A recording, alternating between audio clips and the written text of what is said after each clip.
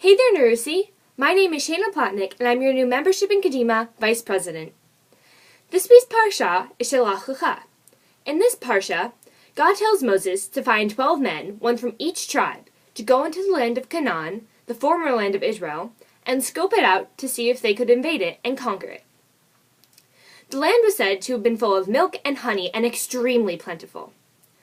When they came back, 10 out of the 12 men claimed to have seen giants and that the land was way more plentiful than they had ever thought. They figured the Jews could never conquer it. However, Joshua and Caleb thought that the Jews could. They ended up deciding with the majority and said that they would not try and conquer the land. This made God very angry, and he sent them in the opposite direction into the desert for 40 years. And he also said that only the next generation could enter the land of Canaan. This Parsha also talks about the mitzvot. The mitzvah of Challah, which is that you break off a piece and save it for God. The mitzvah of Shabbat, because when one man went to go collect wood, he broke the Shabbat and was killed. And the mitzvah of tzitzit, which is to remind us of who we are and of all the mitzvot God commands of us. So what does all of this mean? How can this relate to our everyday lives? Well, here's an example. In this Parsha, God has only 12 people make the decision for lots and lots of people. He does not know whether or not they will make the right decision, but he has them make it anyway. Here in USY, we have so many people that make all of our decisions.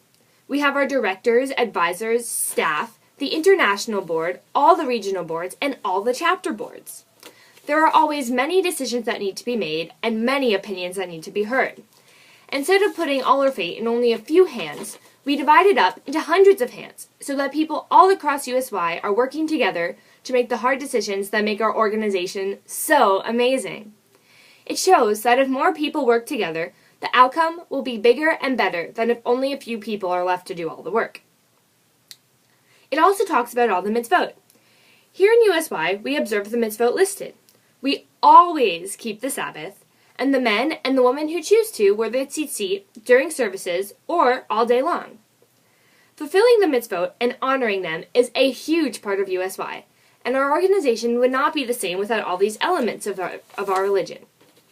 I hope that everyone has a great Shabbat and gets lots of rest for the weeks to come.